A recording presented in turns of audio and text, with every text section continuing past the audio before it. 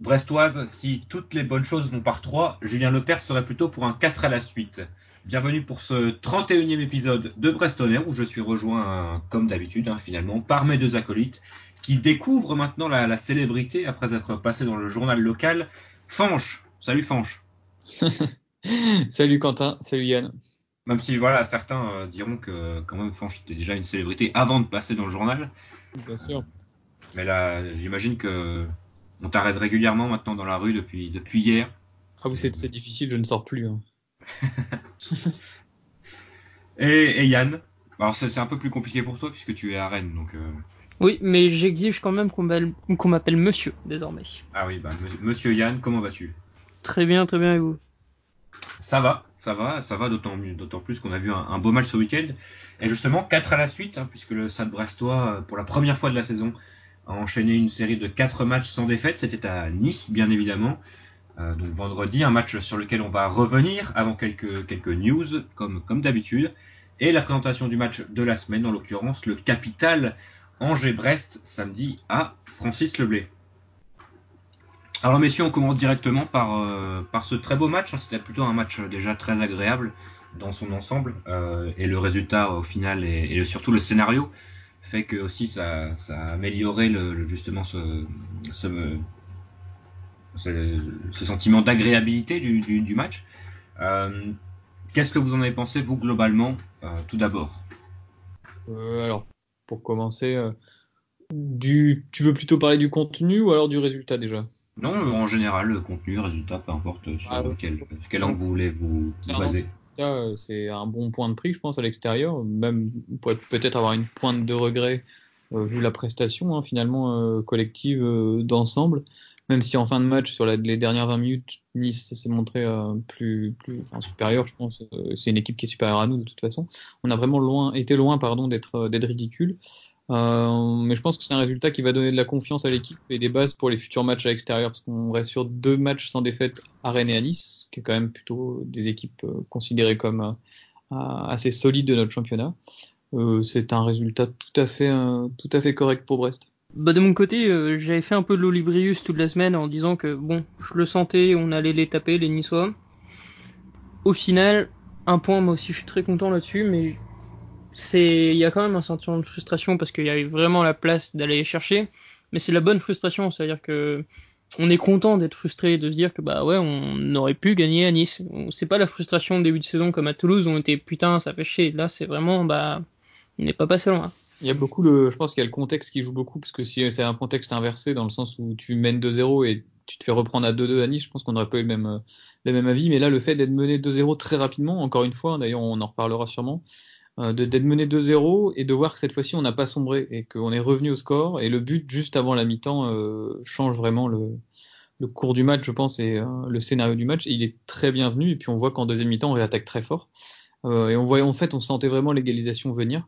Et c'est après l'égalisation, je pense qu'on savait plus trop ce qu'il fallait faire. Est-ce qu'il fallait continuer à attaquer ou quitte à se découvrir un petit peu plus, ou alors essayer de défendre ce résultat. Je pense que le choix de défendre, après je sais pas si c'est un choix où ils étaient obligés parce que Nice a accéléré aussi, mais en tout cas on s'est montré solide, et finalement Nice, un petit peu à l'image de Rennes à Rennes et de Saint-Etienne la semaine dernière, n'a pas eu énormément d'occasions.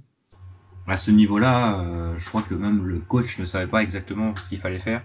Au vu de ces changements qui sont un peu... on peut se poser la question de l'utilité réelle de ces changements. Moi, j'ai pas trouvé ça très audacieux de faire sortir des joueurs comme Charbonnier et Grand Cyr, il me semble, qu'il est sorti. Ouais, Charbonnier sort très tard. Hein. Oui, mais on sent qu'il y a quand même une différence quand il est là et quand il est pas là. C'est vrai. Mais sur la compo de départ, moi, au contraire, je la trouvais audacieuse. Ah oui, la compo de départ était très intéressante, et je pense que les joueurs aussi ont donné raison à cette compo. On a vu plutôt du beau football côté brestois, avec des séquences de possession que même à domicile on voit assez rarement cette saison, des temps forts qui ont vraiment duré plusieurs minutes, plus de 5 parfois. Et justement, c'est par exemple le deuxième but arrive sur un temps fort qui dure dans le temps, et c'est une juste récompense, même si le but est un peu heureux au final. C'est mérité. Après, on voyait qu'on était 7 joueurs brestois dans la surface ou dans les 20 derniers mètres. Ce qui est quand même beaucoup en deuxième mi-temps à l'extérieur, même si on devait égaliser. 7 joueurs.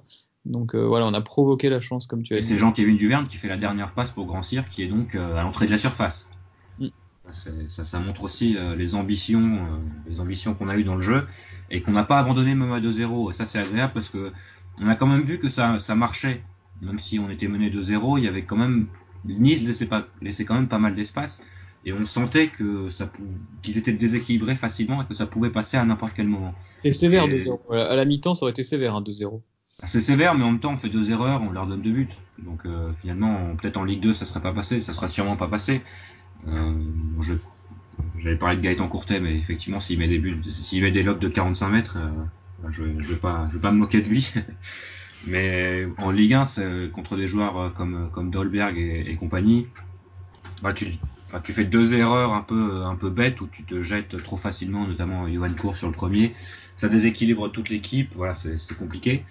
Mais par contre, voilà, comme je le disais, on n'a vraiment pas abandonné, on a continué à appuyer là où ça faisait mal. Et on a été justement récompensé en marquant 2 buts, encore une fois, sur des phases de jeu. Pas sur coup de pied arrêté, et notamment le premier qui est un modèle d'attaque plus ou moins, c'est à mi-distance entre placé et rapide, parce qu'il n'y a pas beaucoup de passes finalement. Mais voilà, je pense que je sais pas si c'est travaillé à l'entraînement, mais en tout cas ça ressemblait à quelque chose qui était travaillé à l'entraînement. Sur la première mi-temps, ça va compléter ce que tu dis sur les temps forts. Enfin, j'ai trouvé l'autre gros point positif de cette première mi-temps, c'est qu'on a au contraire quasiment pas eu de temps fort niçois. C'est-à-dire, évidemment, il y a eu des moments statu quo, mais à aucun moment je me suis dit bon, vas-y, faut qu'on la sorte, faut qu'on dégage, faut qu'on souffle, quoi. Les Niçois ont pas réussi à mettre la pression plus de 20 secondes sur chaque action. Enfin, ils marquent sur 2 erreurs individuelles, mais collectivement, ils étaient pas là. En première Il mi-temps, marque sur 2 transitions. ouais. Il marque sur 2 transitions et il marque sur deux actions qui montrent aussi l'ambition brestoise, puisque sur le premier, on presse très très haut, mais on presse aussi très très mal. Et du coup, il y a une première passe qui se fait très facilement et qui déséquilibre totalement le bloc qui est totalement étiré. Alors après, voilà, Johan Cour se jette, et sur le deuxième, voilà, c'est une paire de balles assez haute. Et puis Dolberg qui fait ce qu'il sait faire, hein, une dans sa remise initiale pour Ounas, hein, c'est ça, qui lui remet. Après, l'Arseneur, selon moi, se trouve un peu, mais c'est Dolberg, quoi. Ça reste un des meilleurs jeunes attaquants en Europe. En tout cas, il le redevient. Mais à Nice, bon, je trouve qu'il était vraiment très bon, ce joueur, mais je trouve pas qu'il soit dans une équipe qui soit à son niveau, en fait. Je sais pas comment expliquer, mais Nice, je trouve cette équipe assez faible, notamment sur le plan offensif, et il doit un peu s'ennuyer de voir que les ballons n'arrivent quasiment jamais, en fait. Enfin, à son niveau technique et à son niveau intellectuel aussi, je pense. Ouais, Il joue avec des joueurs qui, en fait, pensent plus à leur propre pomme que à l'intérêt collectif. Et je pense que Dolberg, justement, est parfaitement dans cette idée-là, et que, justement, à Nice, autant puisqu'il est au niveau largement individuel, il arrive à marquer des buts, mais que collectivement, c'est assez compliqué. On a parlé des ressources mentales, mais voilà, on a encore une fois été mené, tu en parlais en ouverture, très rapidement. Même si on n'a pas fait un mauvais début de match, on a quand même pris 2 buts, quoi, et c'est problématique. On voit qu'à la 33e minute, il y a déjà 2-0. Alors là, on prend un point, il n'est pas miraculeux, au contraire, parce qu'on dit qu'il est plutôt mérité, etc. Mais c'est un peu se tirer une balle dans le pied à chaque fois de commencer avec un handicap de 1 but ou 2 buts à remonter. On a l'impression de se répéter podcast après podcast et semaine après semaine, sachant le programme qui nous attend à l'extérieur là, sur la fin de championnat, notamment des matchs. Aussi. Oui, à domicile aussi. Bah, après, à domicile, le constat est un petit peu différent, parce que c'est assez rare qu'on ait été mené. Je crois que c'est que contre Nantes et Paris, il me semble. Mais dans le reste du temps, Lyon. on a été Lyon, Lyon, mais on égalise immédiatement, donc à la limite. Mais à l'extérieur, c'est très très très récurrent. Je pense à Dijon, je pense à Montpellier, je pense à Nîmes, je pense à Monaco. Il y a énormément de matchs où on a été mené très tôt dans la rencontre. Là, on va aller à Reims, on va aller à Metz, et après on va se taper des matchs à Lyon, à Paris, etc. où on sait que prendre un point serait miraculeux. Donc il va falloir corriger ça pour notamment les confrontations directes, quoi. À Metz notamment, surtout pas perdre 2-0 au bout de quelques minutes, parce que c'est un match qui sera crucial pour le maintien. Et puis contrairement à Nice, ce sont des équipes qui savent fermer le jeu, qui savent bien le fermer, notamment Reims. Je pense pas faire un jeu vraiment en disant que c'est pas l'équipe la plus passionnante de Ligue 1, mais Ah non, j'ai regardé leur match dimanche. S'il décide de fermer le jeu, il est fermé. Et là, c'est très compliqué de revenir. Je veux dire, bien sûr, c'est bien d'avoir mis en avant nos ressources mentales, mais il faut aussi souligner que, je vais pas dire la faiblesse niçoise, mais je trouve ça aberrant quand tu mènes 2-0 de pas être capable de fermer le jeu. Moi, la patte des Niçois, je serais fou.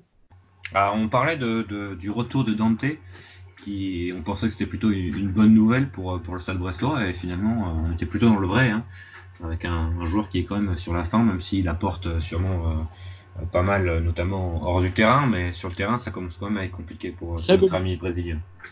Très beau but, oui, effectivement. Renard des surfaces. Hein. Franchement, il a bien senti. Il est plus efficace que Alexandre Mendy. C'est totalement, et il fallait bien ça pour battre un Walter Benitez qui est quand même un très bon gardien, beaucoup plus grand. Hein, on nous l'a signalé à de nombreuses reprises, beaucoup plus grand qu'on l'avait stipulé la semaine dernière. Mais par contre, il a fait ce qu'il a pu, hein, mais il n'a pas été trop à son avantage, donc c'est plutôt agréable de voir ça. Il n'a pas non plus été tellement sollicité, parce que finalement, on marque sur nos 2 frappes cadrées, il me semble. Il y a plusieurs occasions, notamment une reprise de Grand Cyr à 2-0, je crois, qui passe à côté, ouais. Passe à côté, au-dessus, largement à côté, largement au-dessus. Mais c'est marrant parce qu'effectivement, on est sur un match à 4 buts avec au final assez peu d'occasions, là où au match aller, il y avait eu des occasions à l'appel et on était à 0-0. Ça veut dire que ça compense. Et c'est encore un match nul contre Nice, on les enchaîne, c'est toujours contre Nice, c'est le 4e ou le 7e match nul sur les 8 derniers matchs, un truc comme ça, on a du mal à se départager avec eux. Par contre, pas beaucoup d'occasions, mais quand même les occasions étaient plutôt grosses. Donc, et il y a quand même eu beaucoup d'opportunités, et on sentait vraiment qu'il pouvait y avoir grosse occasion à chaque fois qu'une équipe rentrait dans les 30 mètres adverses. Pas beaucoup d'occasions, et aussi peut-être en raison, je pense, et on va passer aux prestations individuelles ensuite, mais notamment d'un Cardona que je trouve de plus en plus fatigué personnellement. Est-ce que tu veux passer aux prestations individuelles? Je pense que la transition est toute trouvée. Justement, tu peux parler d'Irving Cardona. Moi, j'avais pas grand-chose à dire sur Cardona, mais si tu as des choses à dire, n'hésite pas. C'était simplement pour rester un petit peu dans ce que j'avais dit sur les podcasts précédents depuis une semaine ou deux, c'est que je trouve qu'il est très généreux dans les courses, mais il n'est pas récompensé déjà offensivement par un but, même si contre Saint-Etienne ça avait été le cas, mais à l'extérieur c'est un petit peu plus compliqué. À Rennes j'avais vraiment trouvé pas bon, à Nice plutôt très moyen aussi, il sentait pas vraiment les coups là, dans ses appels de balles, etc. Et je le trouve un peu fatigué. Pourtant on sent qu'il peut faire des différences, mais il a plus forcément ce coup de rein là en ce moment, je trouve, peut-être que je me trompe, mais qui permet de faire vraiment une différence certaine sur toute la longueur du match. Donc, peut-être jouer une mi-temps ou 60 minutes, c'est suffisant en ce moment. Mais voilà, c'est tout. C'est juste pour ça que je trouve qu'on n'a pas eu forcément énormément d'occasions. Mais après, je trouve très généreux et dans l'esprit, rien à dire, bien sûr. Après, sur ce match-là contre Nice, je crois que Quentin avait fait la remarque pendant le match, mais on n'a vraiment pas joué sur ses qualités, quoi. Je veux dire, on n'avait pas une charnière très rapide et on n'a quasiment pas essayé de le chercher en profondeur.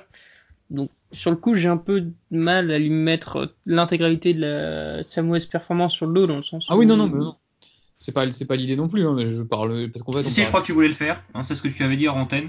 Tu voulais, voilà, sa responsabilité était totale. Je crois que. Non. Il y a un autre joueur qui m'a beaucoup déçu. D'habitude, on commence par ceux qui ont été positifs, mais c'est Yohan Cour que j'ai trouvé très absent et que je trouve très absent depuis début janvier finalement. Son retour de blessure. Oui. Je trouve qu'il est plus au niveau de la première partie de saison où il avait été vraiment peut-être d'ailleurs qu'il est super formé à cette époque, c'est possible. Mais en fait, j'avais noté 3 joueurs qui m'avaient déçu sur le match. C'était Cardona, Cour qui était absent et Bello que je trouvais trop tendre pour la Ligue 1. Oui, je te rejoins sur Cour et je te rejoins sur Bello. La semaine dernière, je disais que je pensais qu'il allait perdre sa place à la Loyale finalement, et je pense que ce match me donne en partie raison. Après, ça reste un match. Sur les 2 derniers, il avait plutôt été solide, même si il n'apporte pas cette sérénité, notamment quand il a le ballon. Mais il était plutôt solide en tant que carrière droit, et finalement, pour l'instant en tout cas, il a gagné son duel face à Fossurier, qui lui n'était même pas dans le groupe pour aller à Nice. Je sais pas si. Après, on voit quand même depuis le début de saison qu'Olivier Dalloglio fait pas mal de turnover et de changements, et qu'une place perdue peut se regagner aussi. Il a pas l'air trop, à part Denis Bain visiblement, mais il a pas l'air trop dur à ce niveau-là. Donc, quand on a vu, et notamment le cas le plus actuel, c'est Grand Cyr, qui revient vraiment très en forme. même si on peut débattre de son cas aussi. Mais je pense que voilà, Fosurier a largement les moyens de revenir dans l'équipe après avoir soufflé pendant, ça fait quoi, 3 semaines à peu près, où il est responsable. C'était Bordeaux, oui. Et à Rennes, effectivement, il saute. On a parlé des moins bonnes performances. Il n'y a pas eu vraiment de très mauvaises performances, hein, rien de dramatique. Mais justement, on veut peut-être passer à votre homme du match pour enchaîner sur les bonnes performances. Alors, Yann, allez, on commence par Yann. Alors, Monsieur Yann, pardon. J'ai peur de piquer le joueur de quelqu'un, mais pour moi, ça va être Romain Perraud. Romain Perraud qui, j'avais dit sur le podcast précédent qu'il était peut-être, j'attendais de lui qu'il arrive à concilier sa bonne performance défensive de Rennes et sa bonne performance offensive de Saint-Etienne. Offensivement, ça a été en dessous de Saint-Etienne, mais défensivement, ça a été au-dessus. C'était vraiment une performance complète, solide d'un latéral de Ligue 1 tout à fait correct. Donc franchement, s'il fait toute la fin de saison comme ça, j'ai aucun souci à le revoir aligné chaque semaine. Après, bien sûr, il n'a pas été aussi décisif qu'à Saint-Etienne, mais je l'ai trouvé plus solide défensivement. Le premier but vient de Romain Perraud. Oui. Il fait quand même un bon centre, il sent bien l'appel il fait un bon appel, il centre bien. Bon, après, il fait pas la passe décisive, mais il est quand même, je pense, on peut dire qu'il est décisif sur cette action, quoi. Il déclenche un appel qui envoie vers une occasion de but, donc je pense que c'est quand même intéressant. Et il est vraiment, je te rejoins, il est vraiment beaucoup mieux en ce moment. Et lui, on sent chez lui vraiment, contrairement à ce qu'on aurait pu voir au poste de latéral droit, une progression et une installation durable dans l'équipe, je pense. Ouais. Alors un match, voilà, ça c'est bien. 2 matchs, ça commence à être intéressant. Mais là, 3 matchs, il faudra confirmer sur le 4e et sur le 5e. Mais 3 matchs, c'est quand même, ça montre déjà des qualités qu'on n'avait peut-être pas vues jusque-là, donc c'est plutôt bien. Et voilà, ça montre aussi que l'investissement n'a pas été fait pour rien. Donc, et je te rejoins je te complète juste sur les 3 hauts matchs. Ça offre aussi un peu une sorte, je vais pas dire d'immunité, mais on sait que s'il rate son 4e match, on va pas se reposer la question, oh là là, est-ce qu'il faut remettre Ball, est-ce qu'il faut remettre Perraud? Ça lui offrira au moins une seconde chance derrière, parce qu'on sait qu'il a eu ces 3 matchs. Tout à fait vrai. Et là où le Stade Brestois ces dernières saisons penchait très nettement côté droit, peut-être qu'avec Grand-Cyr et Perraud, là on est en train de trouver un côté gauche, une gauche performante. Et justement le Stade Brestois commence à pencher un peu plus à gauche que à droite. Ça c'est assez nettement vu contre Nice. Intéressante analyse en période municipale. Eh oui, mais non, mais je te dis, il n'y a plus de hasard. Plus de hasard dans le podcast. Fanch, ton homme du match? Moi, ça va pas être un homme, ça va être une paire. C'est la paire Batokyo-Belkebla que j'ai trouvé très intéressante et qui travaille beaucoup dans l'ombre. Et finalement, c'est des joueurs qui ne vont pas forcément tout le temps briller par des actions un peu lumineuses, des passes décisives, des choses comme ça. Mais leur activité au milieu, c'est quand même 2 joueurs de poche. s'est révélée vraiment très très précieuse et le retour de Belkebla me fait vraiment très plaisir après sa blessure. J'avais peur qu'il mette un temps. Souvent on dit quand on est blessé à peu près 2 mois, il faut à peu près 2 mois pour revenir. Lui il a pas mis 2 mois pour revenir, il s'est tout de suite remis au niveau et il trouve avec Batokyo un alliage assez intéressant du terrain et on sait que Ibrahima Diallo est revenu à l'entraînement et pas à l'enterrement cette semaine. Ça pourrait faire un trio très intéressant, ou en tout cas des solutions de remplacement vraiment, vraiment pertinentes. Donc voilà, pour moi c'est la paire Batokyo-Belkebla au milieu qui a été déterminante. Harris particulièrement c'est quelque chose. En ce moment là c'est bien. Vraiment dans l'ombre parce que Harris, lui, comme il court, il se jette comme un mort de faim, il est très très vif. Bah en fait ça saute plus aux yeux ce qu'il fait de très bien. Tokyo souvent c'est en des petites passes, des récupérations, il recule un petit peu, c'est dans son placement aussi, la manière dont il se place entre les lignes qui est très intéressante je trouve. Mais Tokyo a encore une fois eu ses soucis d'intermittence parce que il y a quand même des périodes de 10 minutes où pouf, le mec disparaît. C'est dommage. En fait dans les temps forts, dans les temps faibles plutôt, Tokyo est assez inutile. Parce que c'est pas lui qui va prendre des ballons de la tête sur des centres par exemple, alors que il joue à un poste où finalement il pourrait se retrouver dans la surface sur des séquences défensives. Mais autant il récupère des ballons, autant il récupère plus dans l'anticipation plutôt que dans le duel. Et justement dans les temps faibles il y a plus de duel que d'anticipation et voilà, c'est plutôt dans les transitions qu'il est fort défensivement. De mon côté ce sera Jean-Kévin Duverne. Donc j'ai été assez critique sur Jean-Kévin Duverne et assez sceptique sur son arrivée. Je suis toujours assez sceptique sur ses qualités défensives. D'ailleurs, Franck, tu disais pendant le match que c'était pas un défenseur central. Et c'est vrai qu'il n'a pas finalement les qualités d'un défenseur central. C'est très étonnant, il est très très... En fait, il défend pas bien. Concrètement, il fait des conneries à tous les matchs. Son positionnement est plutôt... Enfin, en tout cas sur les centres, il est plutôt bon. Il a dégagé pas mal de ballons, notamment en fin de match. Mais souvent, il fait des erreurs un petit peu grossières. Mais par contre, il est très à l'aise avec le ballon quand il s'agit d'attaquer. Voilà, c'est sur ça que je voulais appuyer. Et je pense que c'est pour ça qu'il reste sur le terrain et qu'il garde sa place semaine après semaine. Parce que je pense que peut-être Denis Bain n'a peut-être pas cette capacité de première relance. Et on l'a vu sur les deux exemples, c'est sur les deux buts. Il n'y a pas meilleur exemple pour illustrer les capacités de relance de Jean-Kévin Duverne que sur les deux buts. Où sur le premier, il dribble un premier joueur, et il enchaîne avec une course de 10-15 mètres avant de lâcher un super ballon pour Perrault, je crois. Il n'y a pas de relais entre les deux. Oui, c'est pour Perrault. C'est ça. Et sur le deuxième but, voilà, il montre encore qu'il est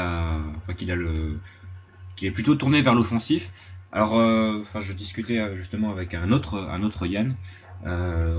C'est pas toujours fait de façon très sereine. C'est percé balle au pied, mais généralement, ou en tout cas pour l'instant, il n'y a pas eu de grosses bévues à ce niveau-là. Donc voilà, j'imagine qu'il sait plus ce qu'il fait que nous on sait ce qu'il fait. Donc et c'est finalement tout ce qui importe.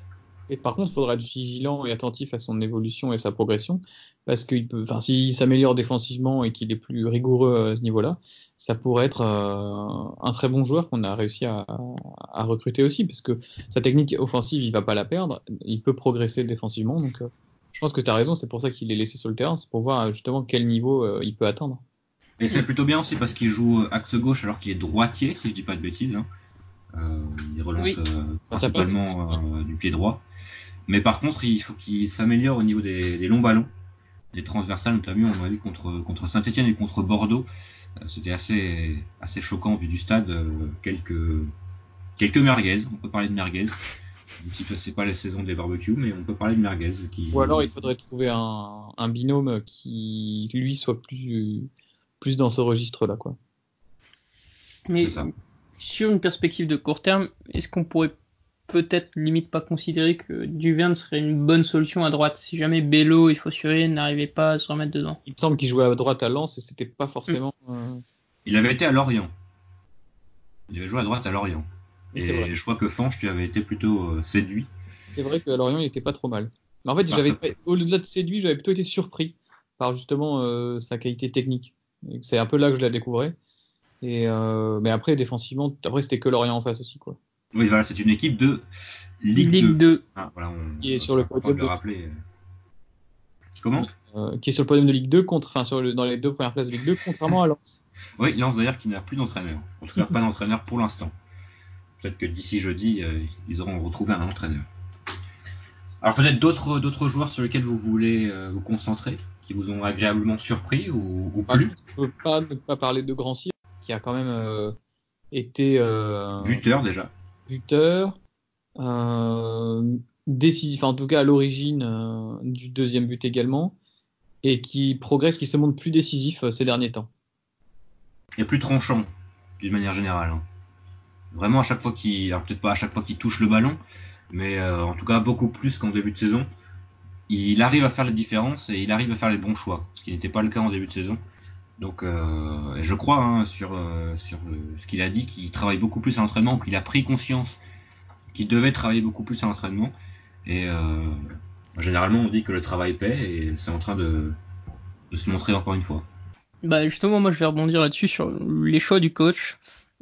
Moi, quelqu'un que je vais mettre en avant, c'est Brendan Chardonnay, pas pour sa performance, mais pour sa titularisation en fait. Le simple fait qu'il soit reconduit, personnellement, je m'attendais à ce que Castelletto revienne dans le groupe parce que voilà, c'est le patron, point, il rentre. Et non, au final, on voit qu'on est dans une gestion où, voilà, on va pas sortir les grands mots, mais vraiment, Chardonnay méritait de rester.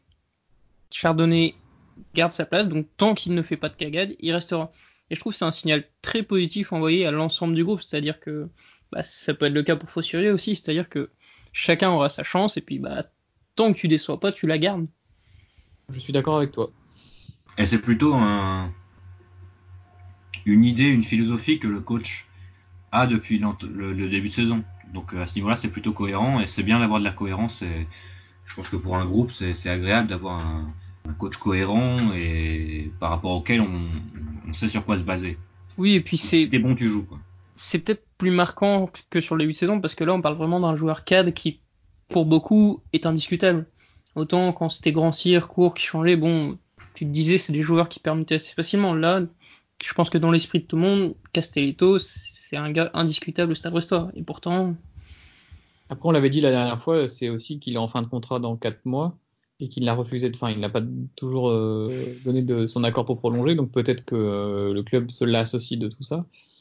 Il n'a pas forcément envie de le mettre en valeur, aussi, sachant qu'il va partir gratuitement, autant faire jouer quelqu'un qui en veut et qui, lui, est plus inscrit dans le projet du club à plus long terme. Et juste pour revenir rapidement sur ce que tu disais, Yann, il y a l'exemple aussi des jeunes, Magnetti et Mbok, qui ont aussi prouvé qu'ils avaient le niveau. Belle entrée Magnetti, encore une fois, voilà, belle entrée de Magnetti encore une fois. Et justement, quand ils ont prouvé qu'ils avaient le niveau, voilà, ils jouent, quoi. Ils jouent et Mbok a gagné sa place à partir des matchs amicaux. Et il a connu ses titularisations en Ligue 1. Quand Diallo s'est blessé, c'est lui qui est entré. Donc voilà, c'est même pour les jeunes, ça doit être agréable de sentir qu'ils peuvent gagner des minutes en Ligue 1. Juste un petit mot sur Gaëtan Charbonnier.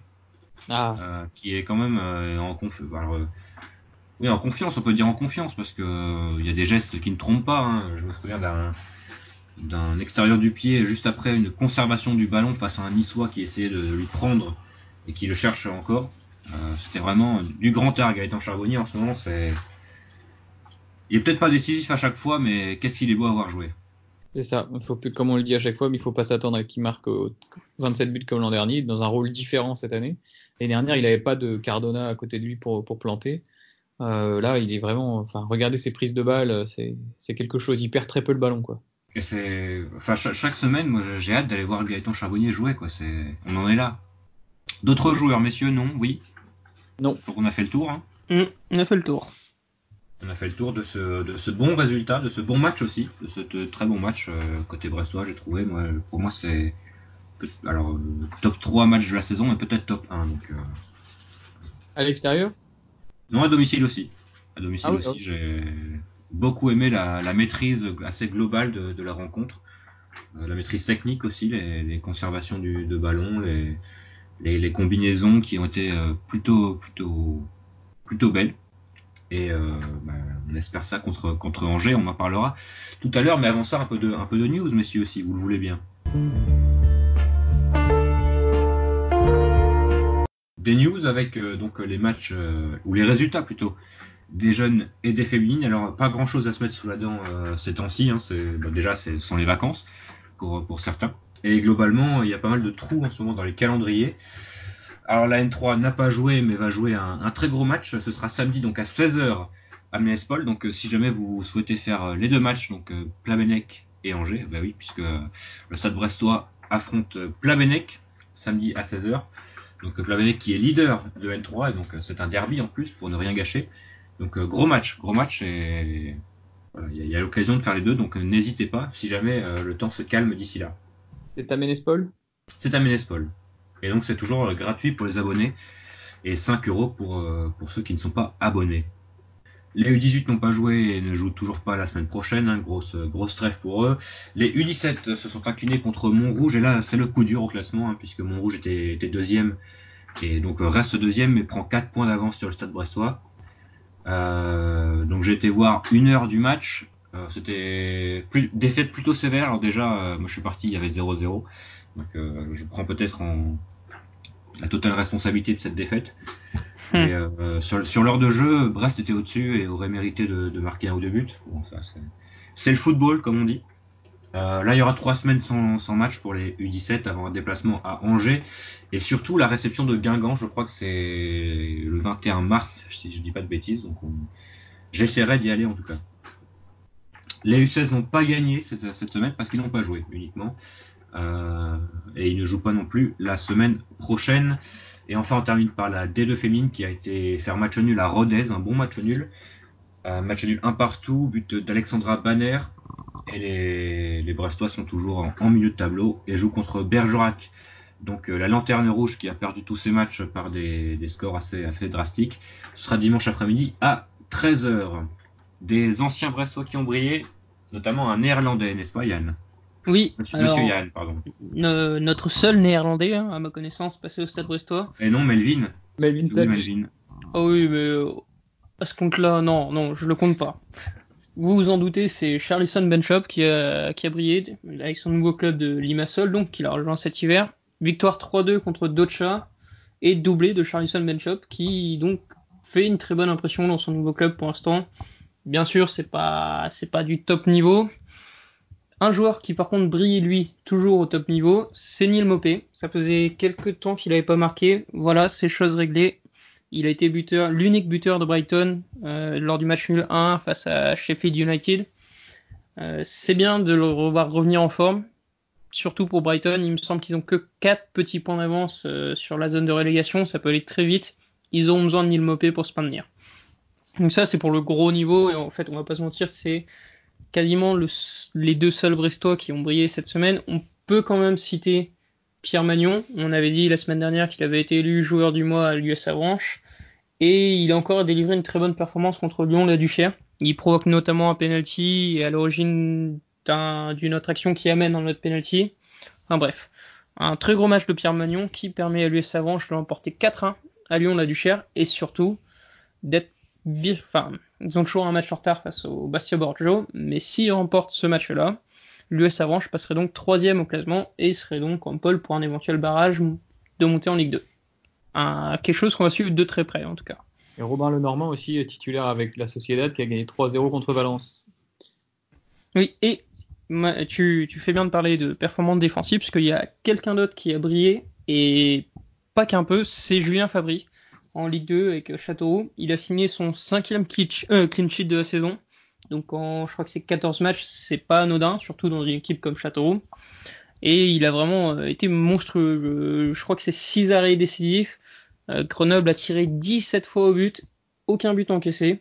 Donc voilà, c'est une recrue payante pour la Berrichonne. Moi, j'ai rien contre Julien Fabry, donc ça me fait plaisir pour lui. On peut également parler de Francis qui paye sa tourne au prochain match. Important. Ah oui, pour la 2e fois de la saison. Ah oui, après Strasbourg, là, il y aura Est-ce que au début de saison, vous imaginiez que Brest marquerait 2 fois au moins 3 buts? Moi, j'aurais dit une fois à la limite, mais 2 fois, non, pas sûr. C'est la fête, là. C'est que du bonus. Moi, j'aurais dit oui, ça m'aurait pas surpris, mais sûrement pas contre ces deux équipes-là. C'est vrai. Et également, on t'a dit en introduction, mais vous pouvez donc retrouver l'article qui a été publié dans le journal Côté Brest, que tu n'avais pas cité tout à l'heure, de cette semaine, donc qui est gratuit et distribué en ville à Brest. Vous pouvez également le trouver sur Internet. On a partagé le lien sur notre compte Twitter, et donc un petit article qui a été réalisé par Pierre Le Gall, qu'on remercie pour le temps qu'il a passé à travailler sur le podcast. Et donc vous avez un petit peu l'envers du décor qui est décrit. Vous pouvez voir on a fait le tour sur les news. Oui, je crois que pour les news, c'est très court cette semaine. Ah si, juste au niveau du Stade Brestois, le retour, on allait peut-être en parler pour Angers, mais le retour à l'entraînement d'Ibrahima Diallo, qui est une bonne nouvelle. Le Messi.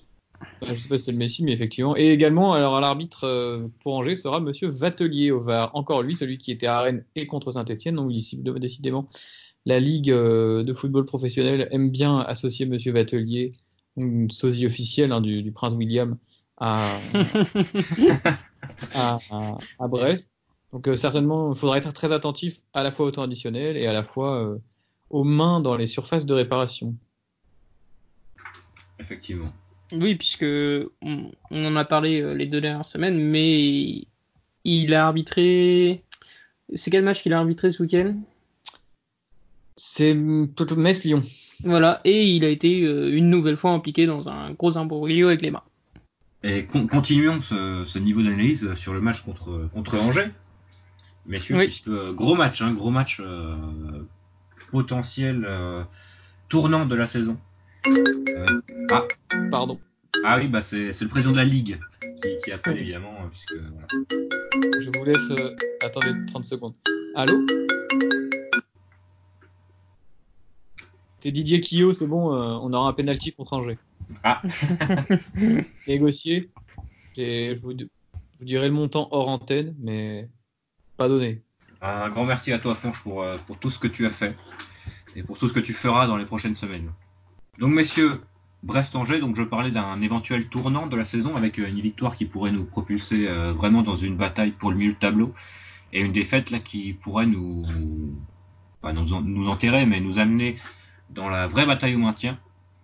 Là, il y a gros enjeu contre Angers ce week-end.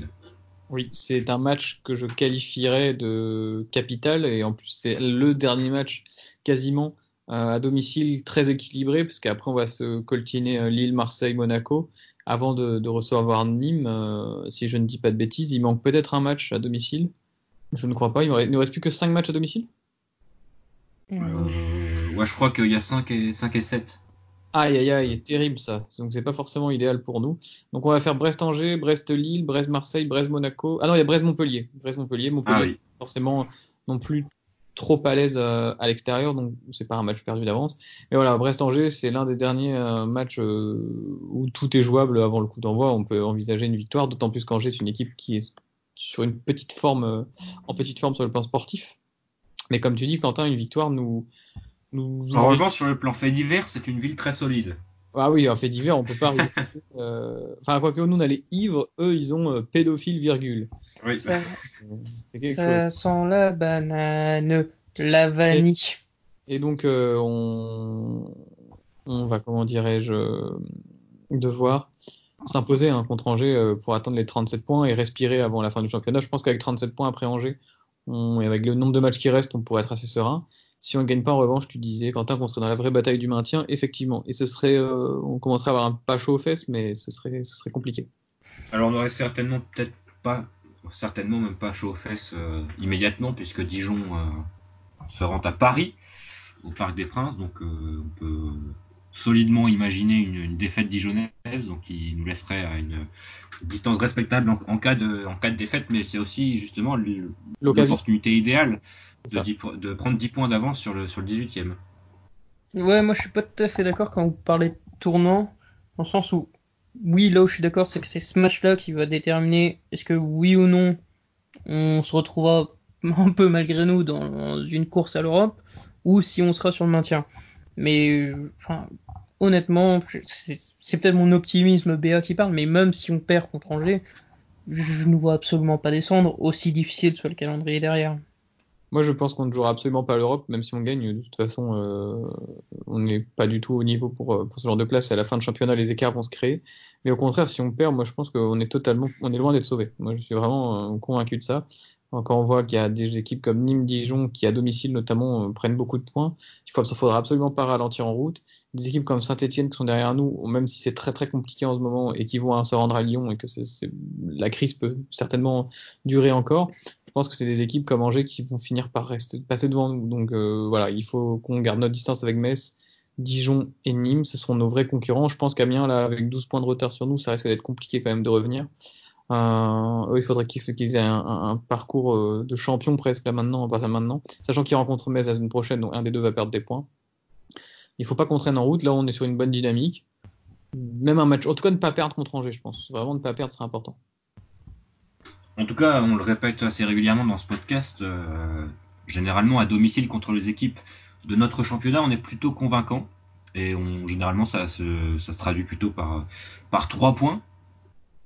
Donc est-ce qu'on reste sur cet optimisme-là ou on pense à peut-être un éventuel match nul, mais en tout cas, le Stade Brestois au fil de la saison nous a apporté des garanties quant à son état d'esprit et 2 à ses performances face à des équipes de son championnat. Donc à ce niveau-là, on peut quand même dormir sur les 2 oreilles.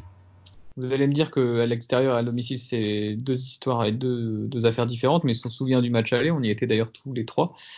C'était quand même un match très compliqué et une victoire brestoise, c'était un hold-up. Je veux dire, voilà, je pense qu'Angers aura aussi à cœur de se rattraper de ce match où ils ont eu le sentiment d'être volés, pas par l'arbitre, mais sur le contenu du match.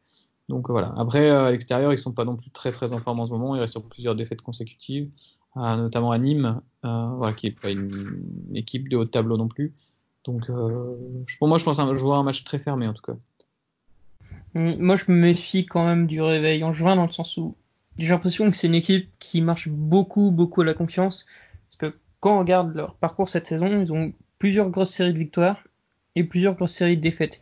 Ils n'ont pas vraiment eu de moment où c'est victoire, puis défaite, puis victoire, puis défaite. Et là, j'ai peur qu'avec leur victoire à Montpellier, dans leur tête, ça soit reparti, quoi. Contrairement à Toulouse, qui a beaucoup de séries de défaites. Oui. Et très peu de séries. Et notamment une grosse série de 15 défaites ou quelque chose comme ça. Donc, Ils ont pris ça, c'est une belle série. un point sur les 48 derniers possibles, je crois, ou 49, je ne sais plus. Pas idéal pour le maintien. Non, je pense que Toulouse restera derrière nous à la fin du championnat. Pas un bon début de saison pour le Toulouse FC. Après, il faut aussi rappeler aux gens qui nous écoutent qu'Angers, c'est un club qui a pour bête noire Brest, finalement, parce que sur les 13 dernières confrontations, Brest a gagné 9 fois et fait 2 matchs nuls. Donc, en général, c'est une équipe qui nous réussit plutôt bien. Bon, ça, après, les effectifs et les années sont différents, donc c'est une stat, elle vaut ce qu'elle vaut. À l'extérieur, Angers est 15e, avec seulement 7 buts marqués et 20 encaissés. Donc, ils rayonnent pas, on peut dire, loin de leur base. Et c'est aussi un club qui est un peu malade avec leur président, donc Saïd Chaban, qui a été mis en examen il y a 2 ou 3 semaines déjà, et donc qui a dû prendre un peu ses distances, parce que je sais qu'il peut plus croiser certains employés du club et tout, et que ça a certainement mis un lien avec la mauvaise série que rencontre Angers sur le terrain en ce moment. Donc tous les feux ne sont pas ouverts du côté du club d'Angesco. Sur l'affaire Chaban, juste préciser que c'est quand même inhérent un peu à l'implication de Chaban. À la ville d'Angers, tu veux dire, non ? Oui, en plus. Mais je veux dire, concrètement, si demain, on le souhaite pas, mais si demain Denis Le Saint avait de telles accusations sur lui, je pense que le Stade Brestois serait beaucoup moins affecté que n'est le SCO actuellement, parce que Chaban, c'est vraiment un mec omniprésent au club H24, dans les médias H24, là où Denis Le Saint, il gère de loin. Bon, en tout cas, on lui souhaite. On ne lui souhaite pas d'être accusé, non. Non, mais on lui souhaite de rester comme ça. Oui. Que la situation reste idylle. Par contre, tu parlais d'Angers, donc côté Stade Brestois, les feux sont plutôt ouverts. 4 matchs sans défaite, une première cette saison, et un retour d'Ibrahima Diallo. Tout le monde est sur le pont. Donc Diallo a repris l'entraînement collectif ce lundi, ce qui est une bonne nouvelle parce que ça faisait quand même quelques temps qu'il était sur la touche, et voilà, personnellement je commençais pas mal à m'inquiéter parce que je ne crois pas que c'était censé durer aussi longtemps. Donc on sait jamais vraiment quand ça peut s'arrêter. Et il y a la perspective d'un milieu de terrain très intéressant avec des joueurs performants. De grande taille. Et de grande, la taille en veux-tu en voilà. Des duels aériens qui vont être gagnés face à des Angevins qui ne sont pas plus grands. Mais ça laisse la possibilité à Olivier Dalloglio de pouvoir repasser à 3 au milieu de terrain. Oui. Ou de remettre la célèbre paire Diallo-Belkebla qui nous attend enchanté la saison dernière. Que faire ? Je sais pas si Diallo sera titulaire, moi, après être revenu avoir manqué de temps de match. Depuis Toulouse, il me semble, il était sorti à la mi-temps ou avant la mi-temps à Toulouse. Oui. C'était Toulouse de mémoire, ça devait être le 9 janvier, donc ça va quasiment faire 1 mois et demi. Je sais pas s'il sera titulaire d'entrée de jeu, à mon avis, il va plutôt rentrer en cours de match pour retrouver du rythme avant d'aller à Reims. Je suis très très heureux de son retour personnellement parce que c'est vraiment un joueur que j'apprécie beaucoup, je trouve très bon, pour moi le meilleur joueur de l'effectif avec Charbonnier. D'autant plus que ça a l'air d'être une très bonne personne aussi, donc ça ne va rien à son qualité.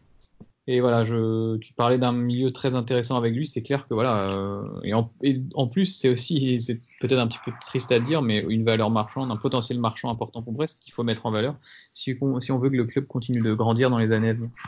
Moi, ça m'intéresse d'autant plus que je trouve que le Stade Brestois est peut-être dans sa meilleure période de la saison, sans Ibrahima Diallo actuellement. J'ai hâte de voir jusqu'où ça peut aller avec le meilleur joueur quand ton équipe est dans sa meilleure période de la saison.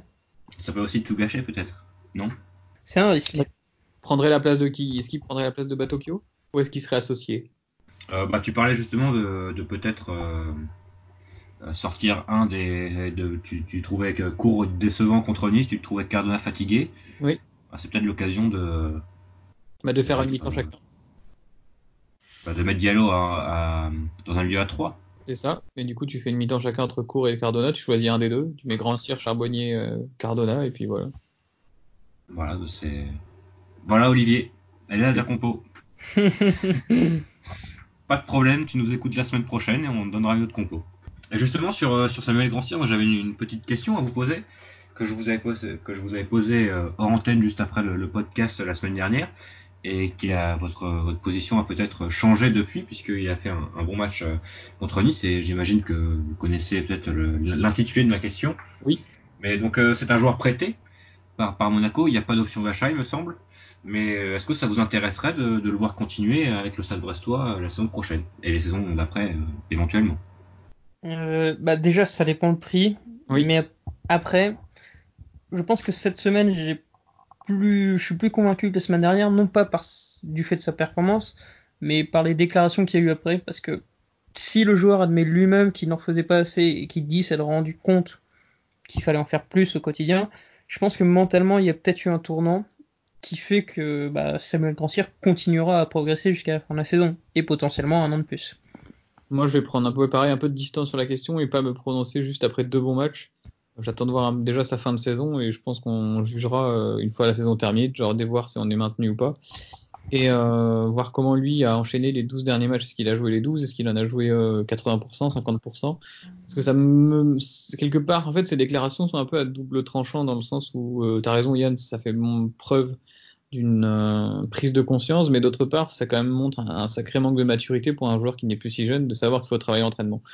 Donc moi, dans l'état actuel des choses, j'aurais dit non à la question de Quentin, mais pas un non définitif, j'attends de voir à la fin de saison, mais pour moi, je pense qu'on peut trouver mieux, plus consistant et plus dans l'esprit du club. Après, je pense que Yann, tu as bien résumé, hein, ça dépend du prix. Finalement, je pense que Monaco est assez enclin à brader ce genre de joueur.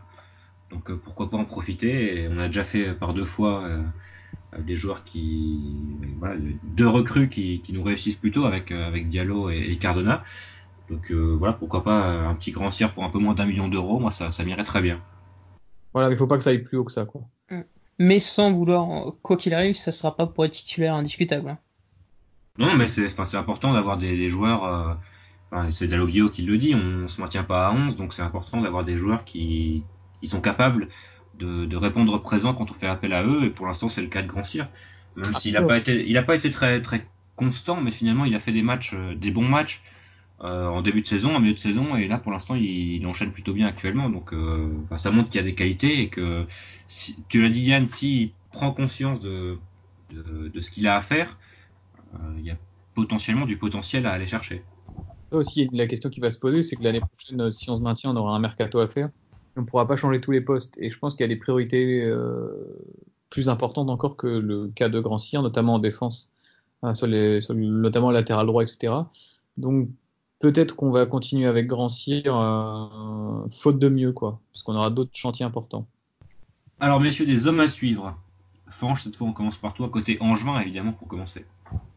Bien sûr, et comme le podcast n'est pas quelque chose qui se fait au hasard, mon homme à suivre est tout trouvé, puisque je l'avais bien sûr préparé. Ce sera Ismaël Traoré, qui revient de suspension. Ancien Brestois, joueur que d'ailleurs j'avais placé dans mon équipe de la décennie, me semble-t-il, quand on a fait le podcast tous les deux, Quentin, pendant les vacances de Noël. Voilà, je serais content de le revoir, même si c'est un très bon joueur et qui va certainement nous poser des problèmes. Voilà, c'est le joueur très solide angevin, capitaine, joueur qui pour moi aurait dû avoir une carrière plus intéressante que ça, plutôt que rester à Angers, s'enterrer un petit peu. Parce qu'Angers, voilà, c'est peut-être le club que j'aime le moins en Ligue 1 avec Nîmes. Je pense qu'il aurait pu trouver mieux qu'Angers, mais bon, voilà, je serais content de le revoir en tout cas. Mais Traoré dans une défense à 3 centraux ou à 2? Ça va être la grande question. À 2, je pense, il sera avec Romain Thomas et Pavlovic va sauter. Et avec Manso sur un côté, et puis il y a Aïd Nouri qui est revenu plus tôt que prévu, donc ça c'est pas bon pour nous. Non, il sera pas là. Il sera pas là? Il sera pas là. Sûr? Sûr. D'accord, bon. Parce qu'il était déjà limite pour le match de la semaine dernière. Donc... Yann qui a des contacts avec Jorge Mendes, qui est très proche de notre ami agent portugais, et qui lui a confirmé que Ryan Aïd Nouri ne serait pas là. Ah, tant mieux, parce que c'est vraiment leur... Il était déjà pas là à l'aller, je crois. Oui, il était déjà absent. Puisque c'était mon homme à suivre, et finalement, comme très souvent, mon homme à suivre n'est pas là. Yann, ton homme à suivre, est-ce qu'il sera là ou pas? Oui, je pense qu'il sera là parce qu'il est tout le temps là à Angers, c'est Santa Maria. Il a eu un petit moment de creux ces derniers temps, il avait notamment mis un but contre son camp assez improbable, mais ça reste quand même pour moi je sais pas dire le métronome, mais la plaque tournante de cette équipe angevine C'est peut-être le seul qui arrive à bien moduler, enfin à bien gérer les transitions défensives ou offensives. Je pense que si Santa Maria venait à sortir, que ce soit point rouge ou sur blessure, Angers serait bien embêté, désorganisé, donc voilà. C'est assez impressionnant, Santa Maria, il a joué tous les matchs depuis le début de l'année, 90 minutes, sauf un quart d'heure à Metz. Et c'est pas un hasard, c'est parce que le mec est vraiment indispensable, même si ça se ressent pas dans les stats. Ouais, mais s'il joue autant, c'est sûr qu'à mon avis, il doit ça semble pas être un homme de stats non plus. Donc, non. Il y a une certaine logique à ça. Et enfin, de mon côté, ce sera Mathias Pereira-Lage qui va venir dans le stade où il aurait peut-être dû jouer. Donc peut-être qu'il aura un accueil particulier, je ne sais pas. Mais après un début de saison un peu, plutôt bon, c'est un peu plus difficile en ce moment pour l'ailier angevin. Donc, mais attention, voilà, il y a peut-être coché ce match sur son calendrier en début de saison. Je ne sais pas, mais peut-être que ça lui tiendra à cœur de réussir contre Brest. Côté brestois maintenant, Yann. Alors, côté brestois, si j'étais malicieux, je dirais encore Yervin Cardona. Mais non, je vais rester assez logique dans le sens où si je mets Santa Maria en homme clé angevin, je vais mettre son vis-à-vis côté brestois, à savoir Aris Belkebla. Voilà, pas beaucoup plus d'arguments, on connaît tous Belkebla, on sait ce qu'il apporte. On sait que ça peut être un match qui peut vite tourner très physique, donc on aura besoin de lui. Moi, je vais rester dans ma logique également de l'ancien joueur. Du coup, ce sera Gaëtan Charbonnier qui va. Qui va. Ça se télescope. Qui va affronter son ancienne équipe angevine. Et donc, il avait joué à Angers entre 2010 et 2012. 20 buts marqués pour 53 matchs joués. Donc, c'est plutôt un ratio correct pour un mec qu'on qualifiait qui n'était pas buteur. Voilà, donc Charbonnier qui va devoir nous marquer son 5e but du championnat. Je le vois bien, la petite victoire 1-0 sur le but de Charbot, je le sens. Moi, c'était Gaëtan Charbonnier aussi, parce que finalement, il est tout le temps à suivre. Et si on donne des hommes à suivre, c'est pour que vous les regardiez particulièrement et vous prendriez du plaisir à regarder Gaëtan Charbonnier. Mais moi, je vais partir sur Samuel Grandsir. J'imagine qu'il sera titulaire. Et j'espère qu'il continuera sa forme actuelle. Je vais regarder aussi s'il est toujours aussi tranchant dans ses dribbles, dans ses accélérations, dans ses prises de balles, aussi dans son implication défensive qui fait beaucoup plus actuellement qu'en début de saison. Donc voilà, il est devenu beaucoup plus complet et c'est plutôt bien. Donc, aussi regarder et être attentif à sa complémentarité avec Perrault qui est naissante, enfin sur le terrain en tout cas, et qui s'améliore de match en match. Donc, vous regardez ça de votre côté. C'est vrai que j'aurais pu mettre Romain Perrault aussi en homme à suivre, puisque la forme est bonne et les promesses sont intéressantes aussi. Absolument. Est-ce qu'on finirait pas par un prono par hasard, puisque donc on a des pronos actuellement. Alors j'avais mis plus de 4,5 buts par match, je jubilais déjà. Je jubilais à l'heure de jeu et puis finalement non. Mais c'est Yann en ce moment qui est en pleine réussite. Et oui. 3 bons paris consécutifs. Et oui. Je crois que c'est du jamais vu. Ah bah oui, même pour moi. Ah, ça c'est pas bon. Et non. Et pour le 4 à la suite alors. Pour le 4 à la suite. Immense suspense. Et j'ai repéré une cote qui peut être assez sympathique. Ah oui. J'ai assez confiance en le Stade Brestois cette semaine. C'est le Stade Brestois marque plus de 1,5 but. Donc autrement dit, marque au moins 2 buts. Et c'est coté à 2,10. Je trouve pas ça très intéressant. Non plus. Parce que moi je te sors une cote à 22, tu vas pas comprendre. Ah bah j'écoute. Ça va être Charbonnier double buteur. Ouh là là. Le doublé pour Charbonnier à domicile, le premier de la saison. Il est là. Mais finalement, si ton pari passe, celui d'Yann aussi passe. Ouais, mais moi je gagnerai beaucoup et lui, il gagnera pas beaucoup. Mais nous sommes une équipe, nous gagnons tous ensemble. C'est vrai. Avec moi, on perd ensemble en ce moment plutôt. Vous n'avez pas le même maillot, mais vous avez le même porte-monnaie. Voilà. Enfin, l'inverse plutôt. Ouais, parce qu'on se touche que notre ami Fanch est plein aux as. De mon côté, ce sera Brest vainqueur, voilà, tout court, à 2,38. C'est plutôt intéressant. Vu la forme des deux équipes actuelles. 2,42 chez BetClick, si vous voulez. Ah. D'ailleurs, si quelqu'un de BetClick nous écoute et souhaite nous sponsoriser, qu'il n'hésite pas à nous contacter. On a des télés à se payer. Et on rappelle qu'on passe dans le journal maintenant, donc un argument qui est quand même assez important. Et oui, on pèse. Et ce premier podcast post-article du journal est terminé. Le 31e déjà. 31e, et oui. D'ailleurs, le 31, Haute-Garonne-Toulouse. Une petite pensée pour nos amis toulousains qui sont éliminés de la course à l'Europe, hein, très clairement. Ben voilà, on espère que ça vous a plu. Encore ce 31e épisode du podcast. Et on souhaite encore une victoire, peut-être au moins un cinquième match en défaite du Stade Brestois en d'affilée. Et on reviendra la semaine prochaine pour le débrief justement de ce Brest-Angers et la préparation de Brest-Reims. Reims-Brest. Reims-Brest. Et après, on va commencer à enchaîner les matchs de haut niveau quand même, parce qu'on on a une semaine où on va avoir deux matchs d'affilée à domicile. Ça va être Monaco et Marseille. Alors là, il faudra être très solide sur les appuis. Après, il y aura le PSG, il y aura Lyon. Ça va être quelque chose. Idéal pour se préparer à la Coupe d'Europe. Hein. Ah oui, l'Europe dans 2 ans. T'es pessimiste. Allez, messieurs, dames, on se donne rendez-vous la semaine prochaine, même heure, même endroit. Et juste d'ici là, bon match si vous y allez. Et si vous regardez à la télé également. Et allez Brest. Kenavo. Oui, à samedi messieurs pour une journée doublement importante.